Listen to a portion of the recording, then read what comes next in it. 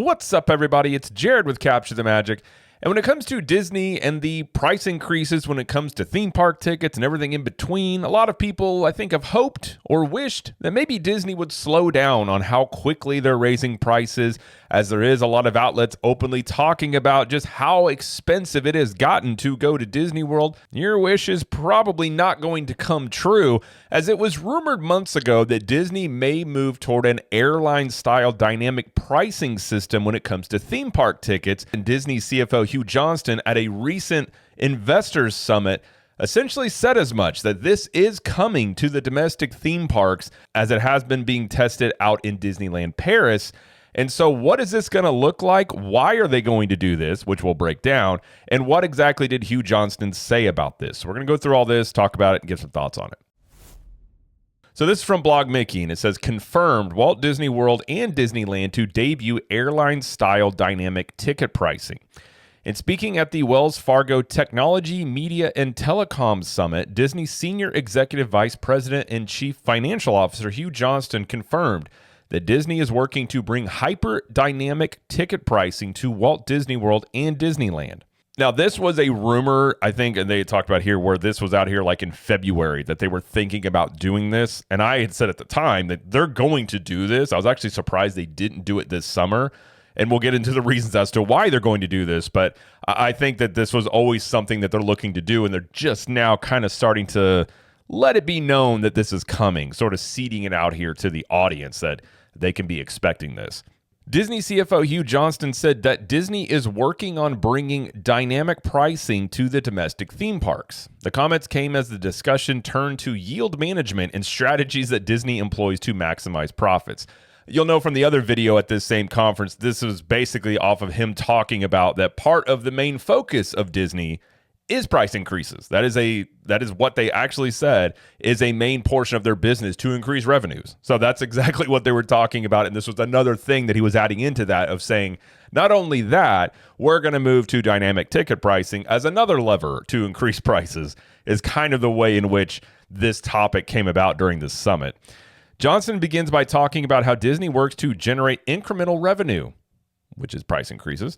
The first step of Disney's model is generally things that guests are familiar with: higher ticket prices on more popular days to visit, the ever-increasing price of a Mickey ice cream bar, lightning lane skip-the-line service, and the ever-increasing cost of a Disney t-shirt and more. However, the story doesn't end there. In fact, the story began not in February 2025, where we first talked about this, but back in November of 2024, when Disneyland Paris introduced this airline-style ticket pricing model. This introduced a ticket model that allowed tickets for an individual day to fluctuate based on factors such as seasonality and demand. Furthermore, Disneyland Paris indicated that ticket prices could change hourly and only guaranteed the price of availability of a ticket for a 60-minute booking window. How would this work in practice? Say you wanted to visit Disneyland Paris on December 23rd to celebrate the Christmas season. Right now, a ticket to Disneyland Park is $108 for that day. It's pretty cheap, actually, when you look at the prices nowadays for Disney World. However, the airline-style ticket model says that as a ticket inventory decreases, ticket costs should also increase. This means that the price for a December 23rd could be $108 right now, but it could jump to $120 next week if a bunch of people purchase tickets. Technically, it could jump to $120 in 3 hours if some unknown capacity percentage is reached and a price increase is triggered. That's the dynamic airline-style ticket pricing that is currently at place at Disneyland Paris. So essentially what this model of pricing tickets does is incentivize you to book earlier, because you're going to guarantee a cheaper rate the earlier that you book, just like it is with airlines. A last-minute flight many times can be much more expensive than if you purchased a ticket 6 months prior.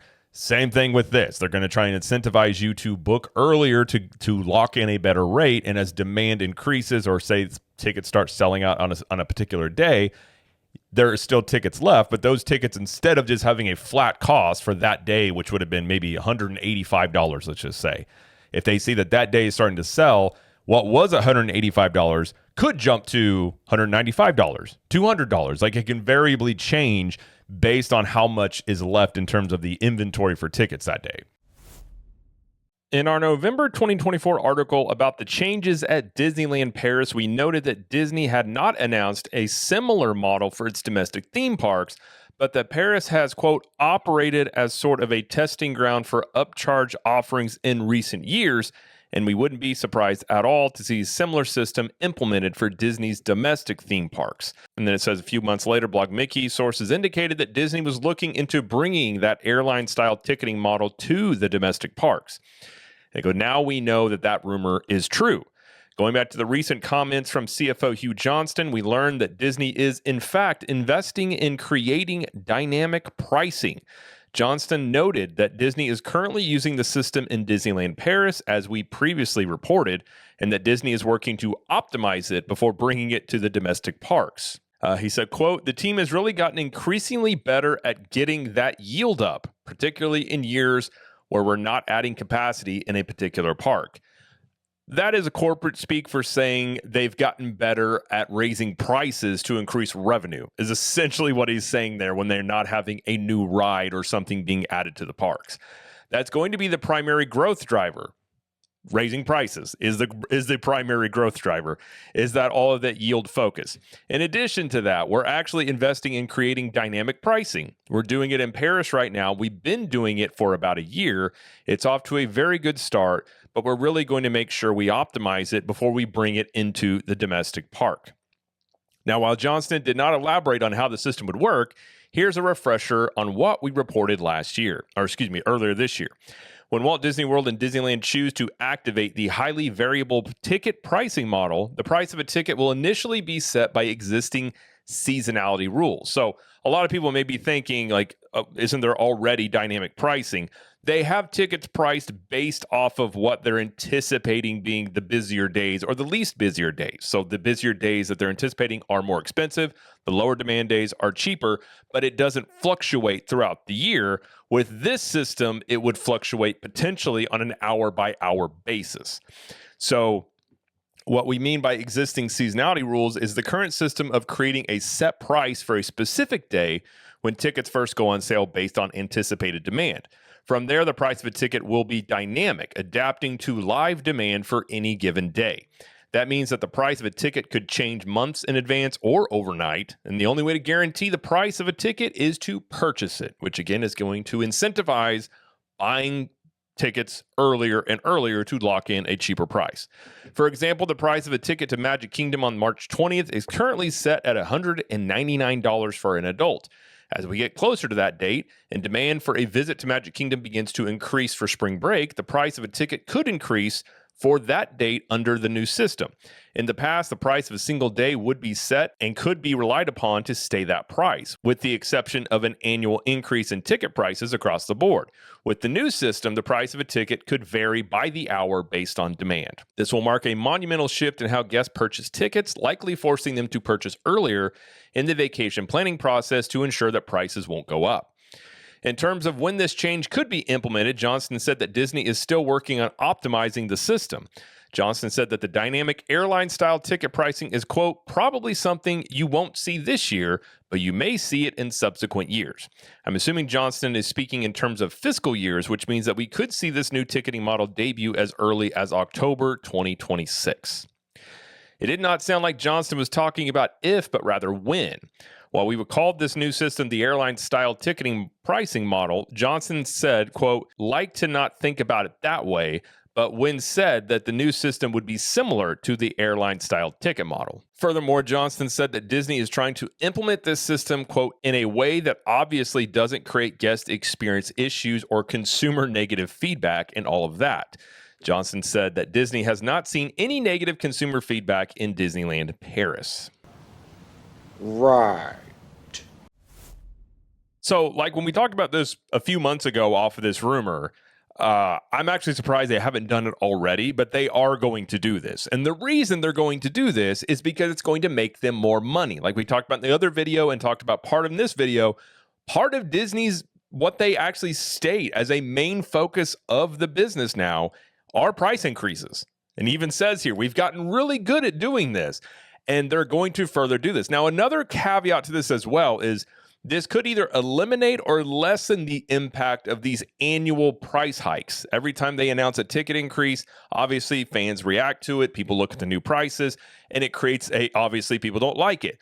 What they could do under this type of system is sort of quietly change that high-end price because it's going to vary so much throughout the year. So they'll probably still announce that there's going to be a ticket increase. I think that'll still be a thing that they do. But by using this variable ticket model, they're going to be able to go on the high end much more often than just those high demand days. Now, there is the chance that there are lower demand days that they could lower the price, but more than likely, this typically goes in one way, which is just to make days that are just selling up more. Maybe they announce something coming or an influx in one day. A bunch of people start buying tickets for a particular date or a time period, and then you decide you want to go, you're going to pay more than you were initially. It might be $10, $15 per ticket, but you do the math on that, and thousands of people buying tickets doing that, it's going to add to a lot more money. But it's also the way to make more money if your attendance is flat or even goes down a little bit. If you look at projections out there by Moffett and Nathanson, even Disney themselves is kind of saying as much, that they're not looking at their attendance climbing or really going up in the coming years as they have a lot of construction going on all around the resorts. Got 3 out of the 4 theme parks under major construction. So if you still want to show an increase in revenue, which they're going to want to show that, this is why you would do a system like this if you're anticipating your attendance being flat or even down. So I went over to ChatGPT to look into what's some of the reasons here that they would do this. Obviously, dynamic pricing makes more money even if attendance doesn't increase. It says Disney's goal isn't just more visitors, it's more revenue per visitor, which obviously is the case. Dynamic pricing increases that without needing extra people. So the current model, Disney sets a fixed price on a given date. Everyone on that date pays the same price regardless of how early they buy it or how high demand becomes.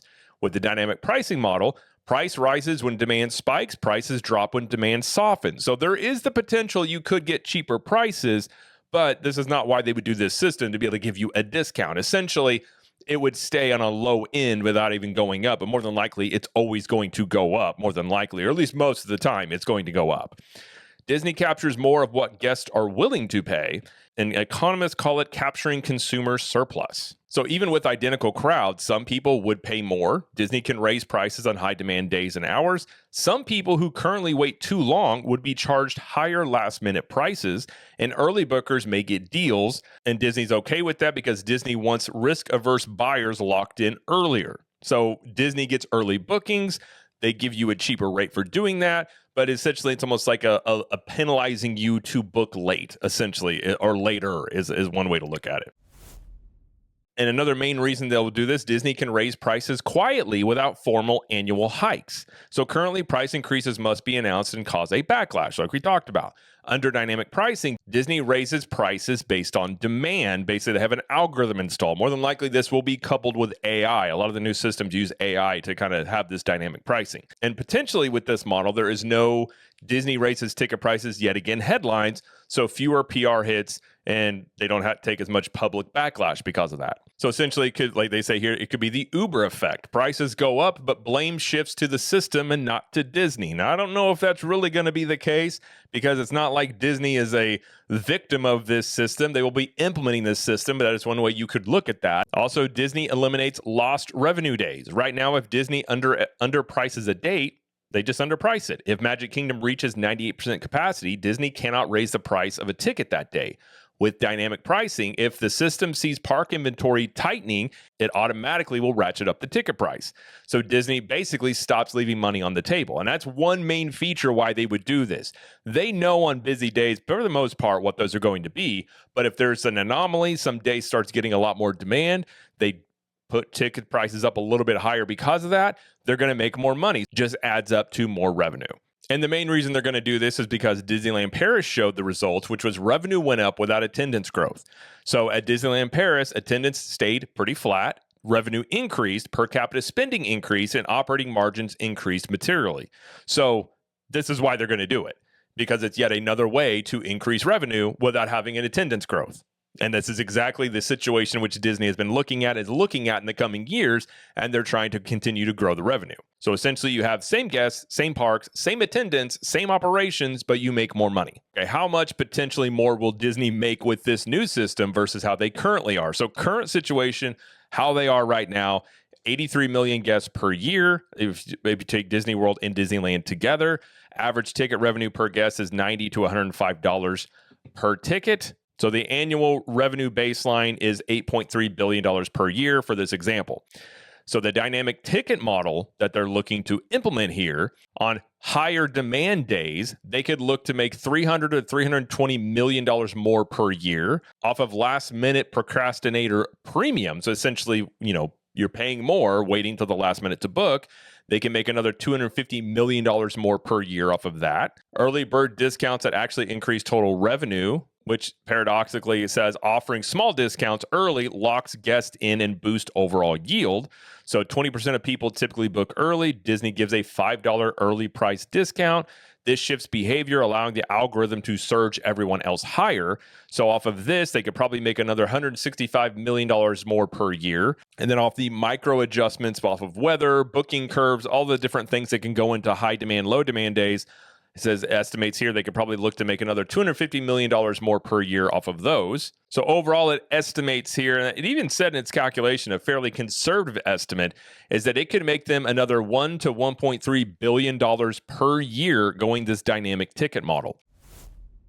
So obviously, they're going to do this. I think they're probably just tweaking it. I'm not going to be surprised it has an AI tie-in with it. So I'm not surprised at all to hear about this. Again, I was actually surprised they didn't implement this summer because I figured it would make a lot of sense going up against a brand new theme park in Epic Universe as a way to squeeze a little bit more money out of the parks while you think either your attendance is flat or down a little bit, which it was for them. But for whatever reason, they hadn't rolled it out yet. But I do agree with Blog Mickey. I think you see this roll out sometime in 2026. More changes, more price increases in many ways, and it's just kind of the MO. Again, Hugh Johnston said a main focus of the company is their incremental price increases that drive their revenue at this point. So attendance crowds or increase in attendance isn't what's driving more revenue to the Disney parks.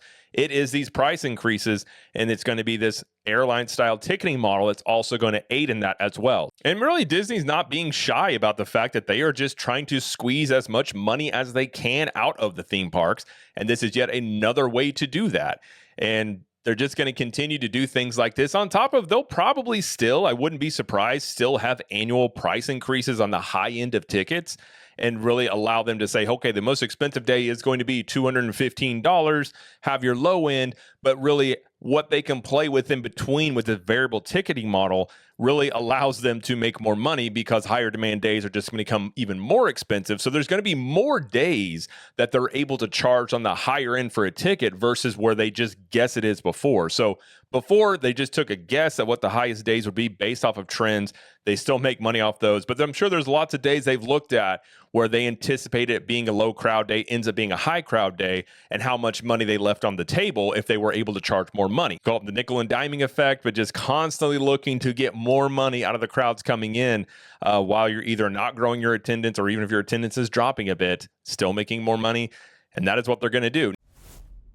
And again, this also goes into Disney increasingly becoming more complicated. So not only on top of the fact of how complicated it is to plan and pull off a Disney vacation, you now have this other thing thrown in here, which adds stress to when you buy your tickets and you got to buy it at the right time or it's going to be more expensive. So not only is a vacation becoming even more complicated, it adds a lot of stress to it because you want to book early to get the best price. And I really think from a competitive standpoint, I hope Universal doesn't do this system. Like I said, I'm not going to be surprised if they do because a system like this will make more money. But I think if Universal didn't do this, they offered still a simpler vacation destination, I think there's a lot of people that would continue to look at Universal and say, you know what, I think I'm going to try this over here. It seems simpler. It might be a little cheaper and, see how it is over here. And so while Disney's going to continue to try and pull as much money as they can out of their guests coming in, if they get too aggressive with this, which I've argued many times, I think this works until it doesn't in terms of continually raising prices without the perks following it. These things have worked and will continue to work in the short term, but I have a lot of questions about the long term of this with increased competition. You might end up pushing a lot of people over to your competitor if you go too aggressive with this. But since they've been doing this, they haven't really had a quarter where they've had a bunch of revenue loss. And until that happens, until the audience basically responds by not paying these higher prices, they're just going to continue to do this. And from a business standpoint, it's hard to fault them because if I have a widget I'm selling and people keep buying it and I keep raising prices and they keep buying it, it's really difficult to sit there and tell somebody, hey, this isn't going to work. And they'll look at you and say, well, it is working and it has been working. And it's true.